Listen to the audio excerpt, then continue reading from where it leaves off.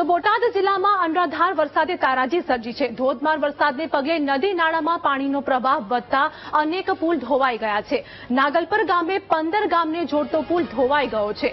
ઉપરવાસમાં ભારે વરસાદના કારણે તળાવનું જળસ્તર વધ્યું હતું તો પાણીનો પ્રવાહ વધતા નાગલપર ગામનો પુલ પણ તૂટી ગયો, જેના પગલે 15 ગામને જોડતો રસ્તો બંધ થયો છે।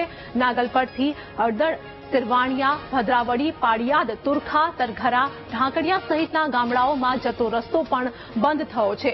રસ્તો બંધ થતા વાહન ચાલકોને ભારે હાલાકીનો સામનો કરવો પડી રહ્યો છે।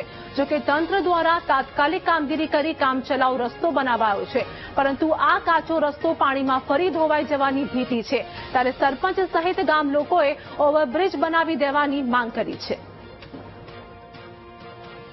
જતો પુલ છે તે નાળામાં પાણી ન સમાતા બધો 50-60 ફૂટનું મોટું ગાબડું પડી ગયું હતું અને 2-4 દિવસથી રિપેર તૂટ્યું તેનું હાલતું।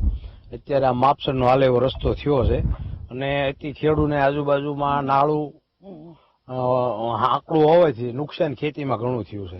આ ગામથી શિરવાણિયા, હળદર, તુરખા, બોટા, એટલે પાળિયાદ, બીજે હળદર બાયપાસ રોડ જ છે। અત્યારે અહીંથી વાહનો અત્યારે પુષ્કળ આવે છે, નાના મોટા ડમ્પર શીખે બધા વાહનો અહીં હાલે છે આ રોડ ઉપર।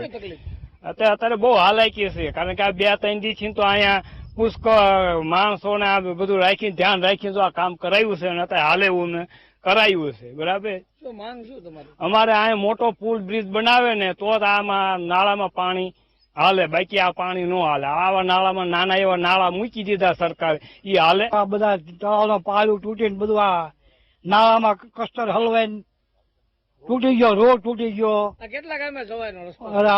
ઘણા ગામ પાળિયાદ બાયપાસ ઘોડે રસ્તો છે। આ કેવી તકલીફ પડે? અરે ફૂલ તકલીફ હોય, બરોબર। 3 દિવસ બધા વાહન પડ્યા હતા અહીંયા। હવે શું માંગ છે તમારી? અમારી તો પુલ બનાવે, આવા મોટા નાળા બ્રિજ, બરોબર, તો જ હાલે, કઈ આવા હાલે નહીં કઈ।